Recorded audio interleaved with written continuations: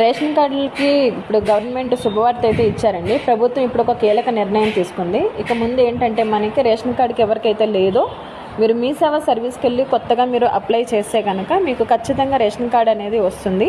So దానికోసం మీరు ఏంటంటే మీ ఆధార్ కార్డు అండ్ మీకు పాతది ఒకవేళ రేషన్ కార్డు ఉంటే ఆ సర్టిఫికేట్, లేదు మీకు రేషన్ కార్డు అసలు లేదు అంటే కనుక మీ ఫ్యామిలీ మెంబర్స్ అందరిది ఆధార్ కార్డులు తీసుకుని మీ సేవ ఆఫీస్కి వెళ్ళండి. మీకు అప్లై అయితే చేసి మీకు ఎఫ్ఎస్సి నెంబర్ అయితే ఇస్తారు. ఆ నెంబర్ అనేది మీ దగ్గర పెట్టుకుంటే కొన్ని డేస్కి మీకు అప్రూవల్ వస్తుందండి. అప్రూవల్ వచ్చిన తర్వాత మీరు మళ్ళీ మీ సేవ సర్వీస్కి వెళ్ళి స్టేటస్ చెక్ చేసుకుని ఆ ప్రింట్అవుట్ అనేది తీసుకుని మీ నియర్ బై ఉన్న రేషన్ షాప్కి వెళ్ళి మీరు బయోమెట్రిక్ అప్డేట్ చేసుకుంటే మీరు రేషన్ బియ్యం అనేది తెచ్చుకోవచ్చు. ఈ డీటెయిల్స్ అంతా కూడా ఇప్పుడు నేను ఆల్రెడీ ఇక్కడ పెట్టాను, మీరు డీటెయిల్గా చూడొచ్చు.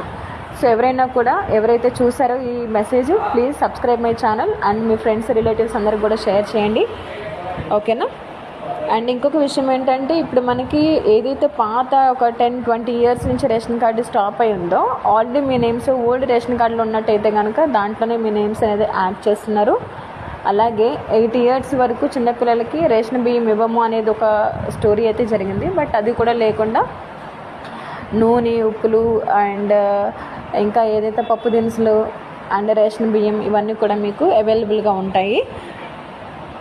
సో ఈ డీటెయిల్స్ అన్నీ కూడా నేను ఇక్కడ అప్డేట్ చేశానండి, మీరు డీటెయిల్గా చదవచ్చు. అలాగే మీకు అప్లికేషన్ ప్రాసెస్లో ఏమైనా డౌట్స్ ఉన్నా, ఎలా అప్లై చేయాలి ఏంటి, ఇలాంటి క్వశ్చన్స్ ఏమున్నా కూడా మీరు ఇక్కడ కామెంట్ బాక్స్లో కమెంట్ చేయొచ్చు ఫ్రెండ్స్.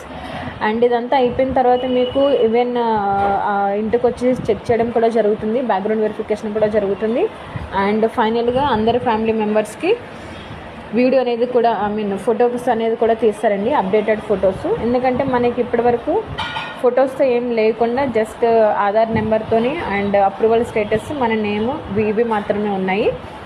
అండ్ ఇంకొద్ది మందికి ఏంటంటే ఆల్రెడీ మనకి నేమ్స్ కరెక్షన్స్ కానీ ఏమున్నా కూడా మీరు ప్రాపర్ డాక్యుమెంట్ సబ్మిట్ చేసి నేమ్ కరెక్షన్స్ కూడా మీరు చేసుకోవచ్చు.